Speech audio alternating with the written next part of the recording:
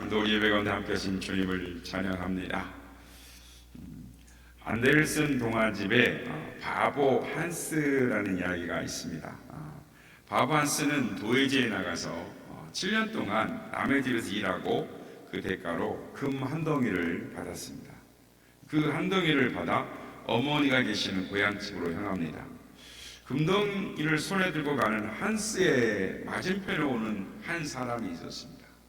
말을 타고 오는데 그 모습이 너무 늠름해 보였습니다. 그래서 한스는 그 모습에 매료되어서 손에 들고 있는 금덩이와 말과 바꿨습니다. 하지만 행복도 잠시였습니다. 이 말을 탈지 모르는 한스가 말을 등에 올라타자 말이 한스를 떨어뜨려서 땅바닥으로 내동댕이 쳐졌기 때문입니다. 잔뜩 화가 나 있는데 건너편 들녘에 한 농부가 젖소를 보면서 젖소에서 젖을 짜고 있는 모습을 보게 됐습니다. 한스는 소를 가진 농부가 부러웠습니다. 그래서 소는 말처럼 거칠지도 않고 매일 우유를 짤 수 있으니 참 좋겠다. 그런 생각이 들어서 말하고 소하고 바꿨습니다. 그런데 소는 너무 늙어서 젖이 잘 나오지를 않았습니다. 한스는 길을 가다가 또 소와 돼지하고 맞바꾸고, 또 길을 가다가 돼지하고 거위와 맞바꾸고, 또 길을 가다가 거위와 칼을 가는 숫돌하고 바꿨습니다. 그러다가 그 쓸모없는 숫돌마저 우물에 빠뜨려 버리고 말았습니다. 한스는 빈손이 되었습니다. 그때 한스가 하는 말이 무엇인지 아십니까? 나는 아무것도 잃어버린 것이 없어. 귀찮은 것을 그냥 버렸을 뿐이야 라고 외치더라는 것입니다. 황금덩어리와 7년의 세월을 잃어버리고 빈손으로 돌아왔습니다. 이 바보 한스의 이야기는 이 중요한 것을 잃어버렸지만 잃어버린지를 모르고 살아가는 어른들의 모습을 풍자한 이야기인 것입니다. 한스는 이 땅을 살아가는 우리들의 모습인 것입니다. 중요한 것을 중요하지 않은 것과 바꿔버리는 것. 그래서 손해본지도 모르고 살아갑니다. 또 중요한 것을 잃어버리고도 잃은 줄 모르고 살아가는 것입니다. 그리고 우리는 한스처럼 나는 아무것도 잃은 것이 없어 라고 말을 한다라는 것입니다. 어느 목사님이 사람들이 무엇을 가장 많이 잃어버리는가라는 궁금해서 인터넷 검색창에 잃어버렸습니다 라는 글을 쳤습니다. 그랬더니 지갑을 잃어버렸습니다. 핸드폰을 잃어버렸습니다. 애완견을 잃어버렸습니다. 공항에서 비행기 탑승을 하려고 했더니 여권을 잃어버렸습니다 라는 이런 잃어버렸다는 이야기들이 막 올라와 있더라는 거예요. 그런데 잃어버린 것이 물건이더라는 것입니다. 그런데 우리는 이 물건보다 더 중요한 것을 잃어버리고도 그것을 잃어버렸는지 모르고 살아가고 있다는 것입니다. 여러분, 우리의 인생 중에서 가장 중요한 하나님을 잃어버리고 살고 있지는 않는지요? 우리는 너무나 소중한 것을 잃어버리는 것도 바보 한스처럼 잃어본 것이 아무것도 없다라고 말하고 있지는 않는지 우리 자신을 돌이켜보아야 하는 것입니다. 이 김상현이라는 시인이 쓴 이 세월이라는 시가 있습니다. 그 시는 이렇게 노래를 합니다.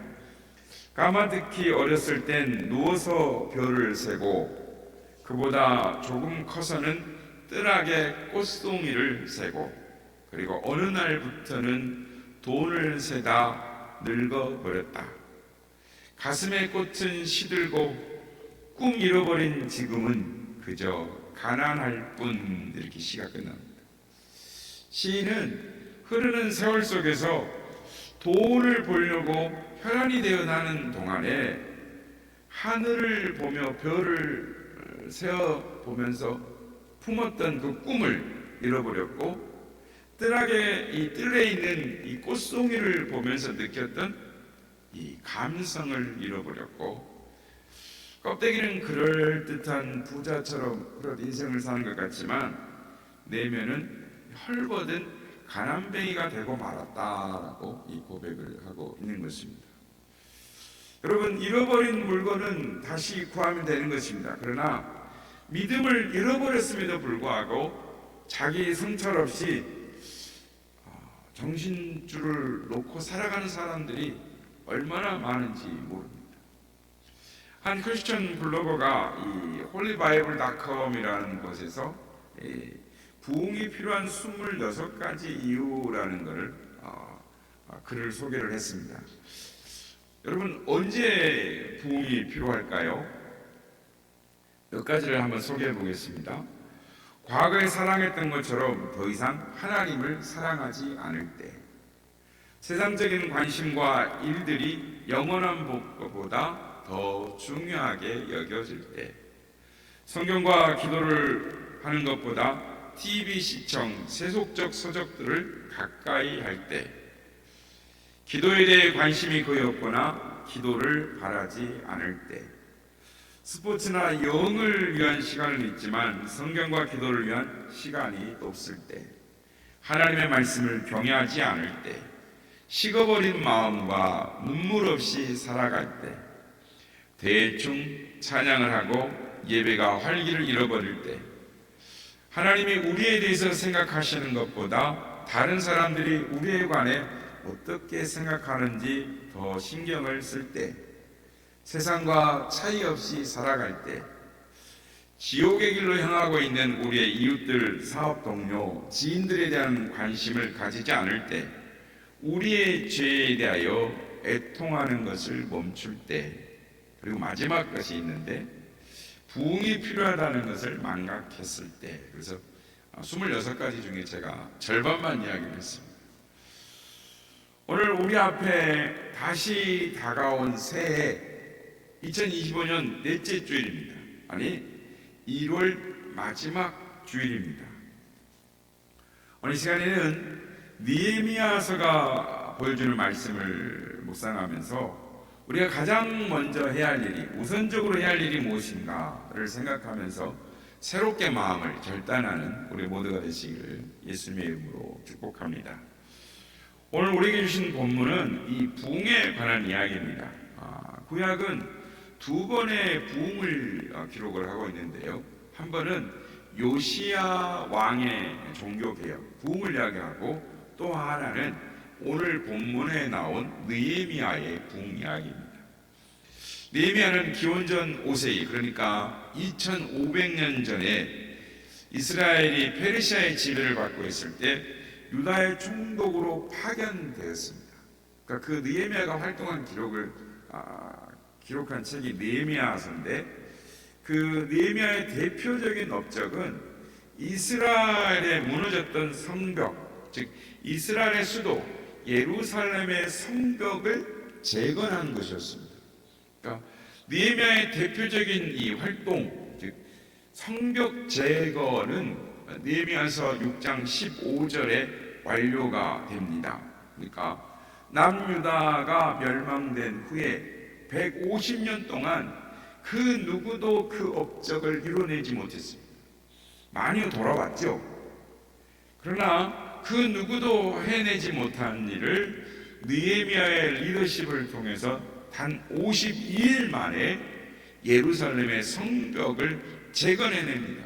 이게 굉장한 일입니다. 역사적인 일이고 큰 은혜의 날입니다. 그런데 여러분, 우리는 이 느헤미야서를 보면서 생각해 볼 것이 있습니다. 그것은 느헤미야서가 전체가 13장인데 그것의 절반도 못 미치는 6장에서 성벽 재건이 됩니다. 그러면 느헤미야서는 여기서 끝날 수 있습니다. 그러니까 에스더서를 읽어보면 에스더서에 어떻게 됩니까? 하만의 계교를 물리치고 이스라엘들이 부림절로 그들의 구원받은 날을 기억했더라 라고 딱 끝이 납니다. 그러니까 에스더서가 그래 끝났다면 느헤미야서도 느헤미야가 이렇게 저렇게 어려운 일들을 다 극복하고 성벽을 재건하였더라 라고 끝이 나면 되는 거예요. 그런데 성벽 재건은 끝이 났는데 느헤미야서는 절반도 안 끝났다라는 겁니다. 그렇다면 성벽 재건 못지않게 중요한 일이 남았다라는 것이죠. 중요한 일이 있다라는 것입니다. 하나님이 우리에게 들려주시고 싶어하는 말씀이 있다라는 것입니다. 이스라엘 백성들은 그들에게 남은 중요한 것이 무엇이었느냐? 신앙의 재건, 영적인 재건이었어요. 여러분, 신앙인은 먹고 사는 문제가 해결된 것만으로 삶의 의미가 다 이루어졌다, 이제 살만하다, 행복하다라고 말하지 않습니다. 성벽을 재건한 그들에게 남은 것은 이제부터 무너진 믿음의 회복, 신앙의 재건, 신앙의 부흥이 중요했던 것입니다. 성도 여러분, 신앙의 재건은 첫째로 말씀을 갈망하는 데서부터 시작이 되는 것입니다. 은혜의 자리에 함께 모이는 것으로부터 부흥은 시작되는 것입니다. 바벨론에서 70년간 포로 생활하던 백성들이 꿈에도 그리던 그 고국 땅에 돌아왔습니다. 어떤 이는 70년 만에 돌아온 이도 있고, 어떤 이는 100년 만에 돌아온 사람도 있고, 어떤 이는 150년 만에 조상 아버지로부터, 증조 할아버지로부터 들었던 그 이야기를 우리 땅으로 돌아가야 돼. 그래서 그 모든 온갖 어려움들을 물리치고 돌아왔습니다. 그들이 허벌판이에요. 황망합니다. 그런데 모든 어려움을 끝내고 성벽을 쌓았습니다. 자신들의 손으로 쌓은 성 안에서 이제 안주하고 싶은 마음입니다. 두 다리 쭉 뻗고 편안히 쉬고 싶은 상황인 것이죠. 그런데 유다 백성들은 영적인 갈급함을 느꼈습니다. 오랫동안 말씀을 듣지 못했습니다. 배우지도 못했습니다. 그들은 하나님의 말씀을 사모했다라고 기록하고 있습니다. 1절 말씀 보면 모든 백성이 일제히 수문 앞 광장에 모였더라라고 말합니다. 그러니까 당시 바벨론에서 유다로 돌아온 백성의 숫자는 3만에서 약 5만 명에 이릅니다. 누가 모이라고 한 것이 아닙니다. 자발적으로 백성들이 수문 앞 광장에 모였다. 남녀노소 말할 것 없이 말귀를 알아듣는 사람들은 다 모였다라는 것입니다. 성도 여러분, 우리들이 부흥을 경험하는 비결이 있습니다. 우리 교회가 올 한 해 많은 목표들을 이야기했습니다. 지난주에는 성령의 은사를 사모하라고 말씀을 드렸고, 그 전주는 예배를 사모하라라고 말씀을 드렸습니다. 그 전주는 담대하게 하나님의 은혜를 구하며 나아가라고 있습니다. 그렇다면 하나님의 은혜를 받는 비결, 우리 교회 부흥의 비결은 먼저 은혜의 자리로 함께 모이는 것입니다. 함께 모여서 하나님의 말씀을 사모할 때 더 큰 역사가 일어나는 것입니다. 개인적으로 말씀 묵상, 큐티를 할 수 있습니다. 그래서 은혜를 체험할 수 있습니다. 그러나 하나님의 백성들이 모일 때 은혜를 체험할 수 있습니다. 오순절 마가의 다락방에 성령의 불이 임할 때도 120명의 성도들이 함께 모여 기도합니다. 각자 기도한 것이 아니라 약속하신 성령을 기다리며 사모하며 간절히 기도할 때, 그때 성령께서 오순절 마가의 다락방에 임합니다. 그렇습니다. 하나님의 부흥을 경험하려면 은혜의 자리로 함께 모여야 하는 것입니다. 그런데 마귀는 어떻게든지 성도들이 함께 모이지 못하게 방해합니다. 은혜를 받지 못하게 합니다. 갑자기 아프거나 뜻하지 않는 일들이 생기게 만듭니다. 그래서 은혜의 자리에 참여하지 못하도록 방해하는 것입니다. 그러므로 마귀의 방해 공작을 기도로 물리쳐야 하는 것입니다. 오늘 보면 1절에 보면 이스라엘 백성들이 7째 달에 이르러 수문 앞 광장에 모였다라고 합니다. 수문 앞 광장이라고 합니다. 그러니까 이 수문학 광장이란 이스라엘 성벽에 여러 쌓았는데 그 문 중에 이 수문이니까 어떤 문이었을까요? 물을 실어다 나르는 문이었습니다. 그러니까 조금 협소하죠. 물을 갖고 오니까. 그런데 그 광장에 7월 첫날에 모든 이스라엘 백성들이 모였다라는 것입니다. 유대력으로 이 7월은 일반 달력, 그 시대의 달력으로는 9월 중순이나 9월 말경이 됩니다. 그러니까 이스라엘 백성들은 이 7월, 그러니까 9월이죠. 일반 달력은 7월이 신년이 되는 첫째 달입니다. 추수한 곡식을 저장하는 수장절이라기도 하고 우리말로 하면 설날입니다. 우리 내일 모레 설날입니다. 네, 이스라엘 백성들도 7월 첫 주간이 설날이었습니다. 올해 이 설 연휴가 깁니다. 2주간을 쉰다고 그래요.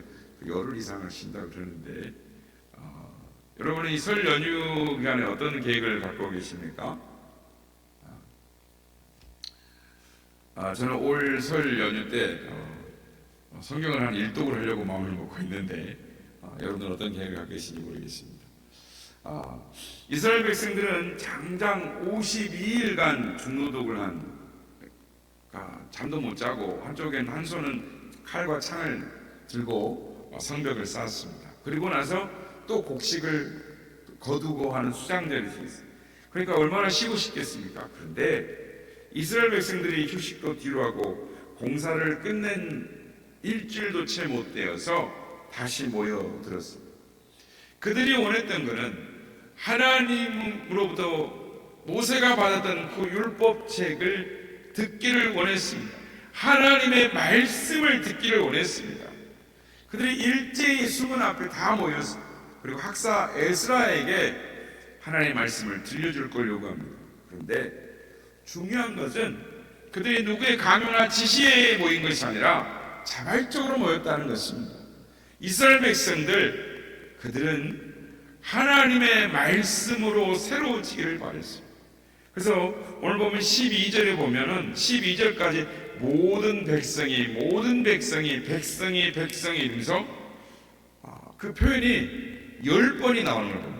그러니까 무슨 말이냐면 모든 남자와 여자, 즉 아이에 이르기까지 말귀를 알아들을 수 있는 모든 사람이 다 모였다.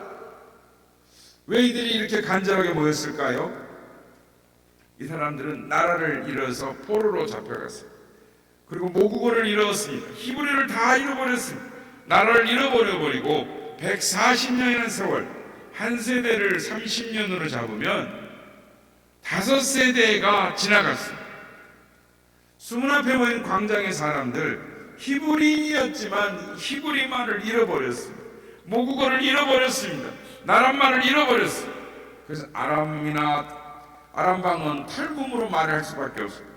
그래서 자기들의 모국어로 기록된, 히브리로 기록된 말씀을 읽을 수가 없었습니다. 그들이 하나님이 주신 땅으로 돌아가야 된다. 그들의 아버지, 할아버지, 증조, 고조, 하나님이 우리에게 주신 약속의 땅으로 돌아가야 한다. 하나님의 땅, 하나님의 백성으로 돌아왔지만 하나님의 백성으로 어떻게 살아야 하는지, 무엇으로 하나님의 백성의 삶을 이어가야 되는지, 무엇을 바로잡아야 하고 무엇을 버려야 하는지 하나님의 말씀을 듣고 싶어도 읽을 수가 없었습니다. 누군가 말씀을 해석해 주지 않으면 그들이 살아가야 할 존재 이유, 자신의 삶의 정체성을 잃어버렸기 때문에 하나님의 땅으로 돌아왔지만 갈급한 것입니다. 성도 여러분, 하나님의 말씀에 대한 목마름이 우리에게 있습니까? 이스라엘 백성들은 자발적으로 수문학 광장에 모입니다. 그리고 해가 중천에 떠오르는 정오까지 그 율법을 귀담아 들었다라고 합니다. 장장 6시간 동안 쉬지 않고 하나님의 말씀을 듣습니다. 알아들 만한 모든 사람들이 모였습니다.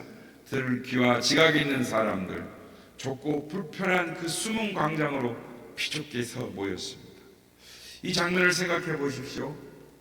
그들이 에스라가 하나님의 말씀을 펼칠 때, 경배할 때 두 손을 높이 들고 하늘 향하여 들고 아멘 아멘 하며 하나님 앞에 무릎 꿇어 경배하는 모습, 지팡이를 짚어 나온 팔순의 노인, 할머니, 할아버지, 엄마 손에 이끌려온 어린 아이들, 사춘기 청소년들, 들것에 실려 나온 병자들, 알아들 만한 모든 사람들이 숨은 광장에 모였습니다. 언제부터요?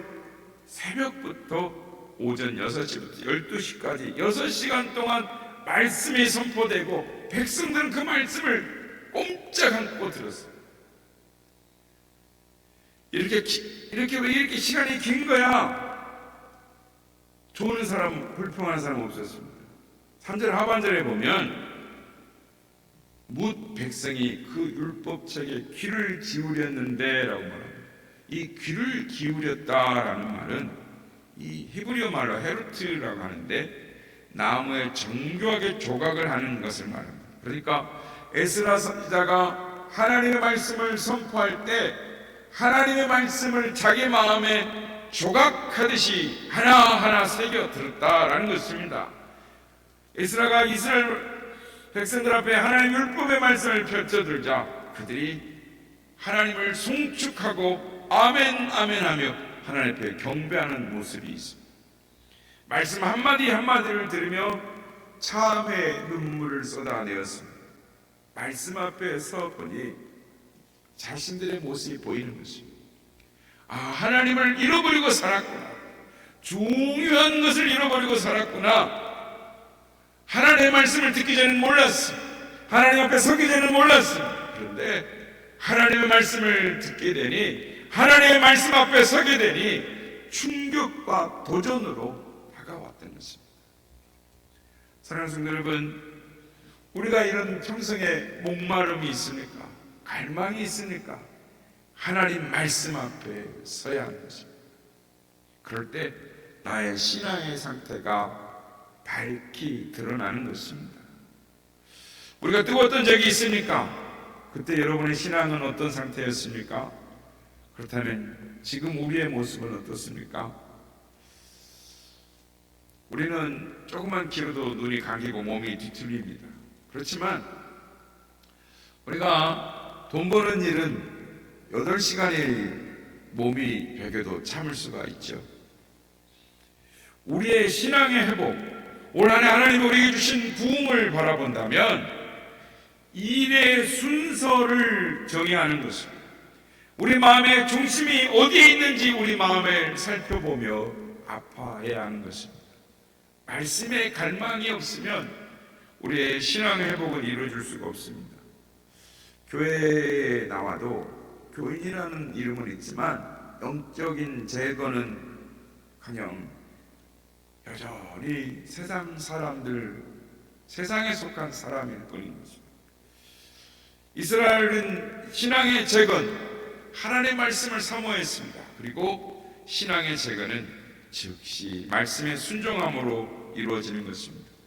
이스라엘 백성들이 선포되는 하나님의 말씀을 듣고 눈물을 참을 수가 없었습니다. 그런데 이스라엘의 지도자들이 눈물을 금합니다. 목소리 높여 울지 말라고 합니다. 이유가 무엇입니까? 말씀을 받은 이 날이 여호와의 하나님의 성일이니 목소리 높여 눈물 흘리지 말라라고 하는 것입니다. 타이르는 것입니다. 이유가 무엇입니까? 말씀을 듣는 이 날, 여호와의 성일이니 즉 거룩한 날이다라는 것입니다. 히브리 말로 거룩은 카도시, 구별하다, 분리되다라는 뜻입니다. 여러분, 이 말이 무슨 말일까요? 어떤 의미일까요? 너희가 사람의 편에 서지 말고 하나님의 편에 서서 여호와로 인하여 이 회복의 날을 기뻐하고 회복된 사람답게 순종하는 삶을 살아가라는 것입니다. 그리고 또한 좋고 만나는 음식을 먹고 그것을 가난한 사람들과 함께 나누라라는 것입니다. 오늘 보면 10절 말씀 보면 느헤미야가 이렇게 말합니다. 느헤미야가 또 그들에게 이르기를 너희는 가서 살찐 것을 먹고 단 것을 마시되 준비하지 못한 자에게 나누어 주라. 이날은 우리 주의 성일이니 근심하지 말라. 여호와로 인하여 기뻐하는 것이 너희의 힘이니라. 말씀을 통해서 은혜를 받았으면 나만 누리는 것이 아니라 함께 누리는 것, 그것이 맞다라는 것입니다. 아무리 말씀의 은혜를 받았어도 나만 누리면 합당하지 않다라는 것입니다. 요 하나님으로 인하여 우리에게 기쁨이 주어질 때 그 기쁨을, 그 능력을 나누는, 그러면 더 커진다라는 것입니다. 12절에 보면 백성들이 슬펐던 감정을 뒤로하고 지도자들의 말에 즉시 순종합니다. 그리고 지체함 없이 모든 백성이 가서 먹고 마시며 나누어지고 크게 즐거워하였다라고 말합니다. 이번 설 명절에 하나님이 우리에게 주신 그 기쁨을 나누어 줄 수 있는 우리가 되길 바랍니다. 그리고 베풀 수 있는 우리가 되길 원합니다. 유명한 전도자 요한 웨슬리 집에 청년 강도가 들었습니다. 웨슬리가 잠을 자고 있다가 강도가 들었으니 얼마나 당황했겠습니까? 있는 거 다 내놔 칼을 들여대는데, 그래서 지갑에 있는 돈을 다 줬습니다. 그러면서 요한 웨슬리가 이렇게 말했습니다. 형제여, 이렇게 합시다. 이것이 당신이 나한테 강제로 빼든 것이 아니라 내가 당신한테 선물 준 걸로 합시다. 그러니까 청년이 내가 뺏은 거나 당신이 선물 준 거나 무슨 차이가 있으니까 하면서 돈을 확 가로채고 휙 돌아서려고 하는데 웨슬리 목사가 다시 붙잡습니다. 잠깐만, 내가 당신에게 줄 선물이 있으니 이 책을 갖고 가십시오 하면서 예쁘게 포장된 책을 하나 줬습니다. 요한 웨슬리는 사람들이 올 때마다 귀한 책으로 성경책을 포장해서 주려고 했던, 귀한 손님에게 전달할 용도로 준비된 잘 포장된 책을 건네줬어요. 그리고 수년이 흐른 후에 웨슬리가 그 청년을 만났습니다. 어느 집회에 잘 알지도 못하는데, 기억을 못하는데 청년이 하나 왔습니다. 목사님, 여러 해 전에 목사님 댁에 들러서 선물을 받았던 사람입니다, 이렇게 말했어요. 그리고 그 돈과 함께 줬던 성경책을 읽고 제가 변화되었습니다. 예수님을 믿게 되었습니다. 오늘 목사님께서 저한테 선물로 주셨던 거 2배를 가져왔습니다. 이걸 하나님 사업에 사용해 주시고 저를 동역자로 사용해 주십시오. 이렇게. 여러분, 이것이 말씀의 능력인 것입니다. 성경은 1850종류의 언어로 번역되어 있습니다. 성경은 세상에서 가장 많이 인용되는 말 중에 하나입니다. 그래서 정치 연설에서도, 또 교육 훈화에서도, 소설과 시에서도, 또 희곡과 드라마에서도 가장 많이 인용되는 것이 성경입니다. 그런가 하면 성경책은 세상에서 가장 미움을 받는 책 중에 하나였습니다. 금서가 되기도 하고 추방당하기도 하고 불에 태워지기도 하고 찢기기도 하고 심지어는 화장실에서 피는 담배 꽁치로 몰아서 말아 사용되기도 했습니다. 그리고 먼지 수북히 쌓이도록 방치되어 있는 괄시받는 책이기도 했습니다. 그러나 성경은 베스트셀러이고 세상에서 가장 많이 팔리는 책인 것입니다. 이 책에 하나님의 은총이 흐르고 있습니다. 이 책이 사람을 일어서게 하는 능력이 있고 사람을 변화시키고 반성케 하고 위로하고 다시 회개케도 하고 다시 용기를 내어가서 인생을 담대하게 살아가는 신비의 책이죠. 이 성경책이 그러한 책인 줄 믿으시면 아멘 하시기 바랍니다. 올람 이상재 선생은 구한 말에 우리 일제시대 때 민족의 지도자요, 애국자였습니다. 그가 YMCA 총무로 일하면서 민족의 복음화 운동을 하고 민족의 정신을 일깨우는 데 노력했던, 즉 독립을 위해 온갖 힘을 썼던 우리의 민족의 지도자입니다. 그런데 처음부터 예수 믿는 분은 아니었습니다. 그 당시 서재필 박사와 이승만 박사로부터 수차례 예수를 믿으라라고 권유를 받았지만 내가 믿어온 조상적부터 받아온 유교로부터는 거리가 너무 멀다, 안 맞다 라고 하면서 자꾸 번번이 거절을 했는데 그가 독립운동을 하다가 감옥에 갇혔습니다. 그리고 고문도 받고 온갖 고초를 치르다가 어느 날 우연히 감방 마루 틈에 뭔 종이 하나가, 꼬질꼬질한 종이 하나가 있었습니다. 그래서 그 종이를 감방 틈에서 이렇게 손을 넣어서 끄집어내 있는데 거기에 보니 마태복음 5장 38절 39절에 적혀 있었습니다. 또 너는 눈으로 이는 이로 갚으라 하였다는 것을 너희가 들었으나 나는 너에게 이르노니 악한 자를 대적하지 말라. 누구든지 내 오른뺨을 치거든 왼뺨을 돌려대라. 이걸 하나 끄집어내고 쪽지 말린 거를 읽었는데 이상재 선생이 도저히 용납이 안 됩니다.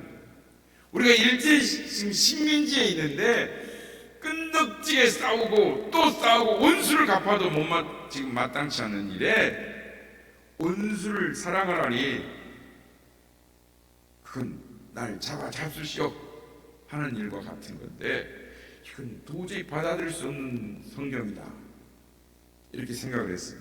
그런데 이상하게 그 말씀을 접한 이후부터 마음이 움직이기 시작한 거예요. 계속 자기 마음이 울립니다. 그 화를 냈던 그 말씀 한 구절이 자기 마음이 울립니다. 그리고 꼭 자기가 말하는 것 같아요. 왜 이렇지? 이 말씀의 질 속에 점점 빠져들기 시작해서 올람 이상재 선생님 성경책을 읽고 예수님을 영접하게 된 것입니다. 그렇습니다. 우리는 성경책이 하나님의 말씀이라고 고백합니다. 말이 힘이 있습니다. 말로 사람을 죽이기도 하고 한 가정을 살리기도 하고 말로 한 나라를 살리기도 하고 죽이기도 하는 것입니다. 사람의 말이 그런 힘이 있다면 하나님의 말씀, 하나님의 말이 힘이 어떠하겠습니까? 성경은 우리가 이 세상에 하나님의 말씀으로 창조되어졌다라고 우리는 동일한 말씀으로 오늘도 보존되고 오늘도 역사하신다는 것을 우리는 알고 믿고 있습니다. 그래서 우리는 이 말씀을 통해서 예수님을 만나고 변화되고 거듭난 존재가 되었어요. 그리고 여전히 그 말씀은 예전이나 지금이나 동일한 것입니다. 그 말씀을 통해 믿음의 선진들이 만났던 이 말씀을 통해 우리도 변화되고 성숙되어져 가고 있는 것입니다. 하나님의 사람으로 자라가고 있는 것입니다. 사랑하는 성도 여러분, 느헤미야 8장은 우리에게 무엇이 가장 중요한 것인가를 말씀하고 있습니다. 이 시간 결심하시길 바랍니다. 새해에는 하나님의 말씀을 좀 더 가까이 해야 되겠다. 혹시 여러분의 성경책에 먼지가 수북히 쌓여 있지는 않습니까?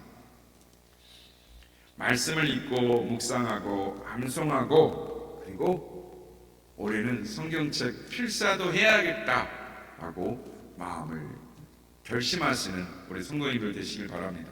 그래서 다시 은혜의 자리에 함께 모이고 말씀의 은혜를 나누고 영적 부흥을 경험해서 모든 사람들, 가족들, 이웃, 친지들에게 주의 복음을 이웃을 구원해는 우리 모두가 다 되시기를 예수님의 이름으로 축복합니다.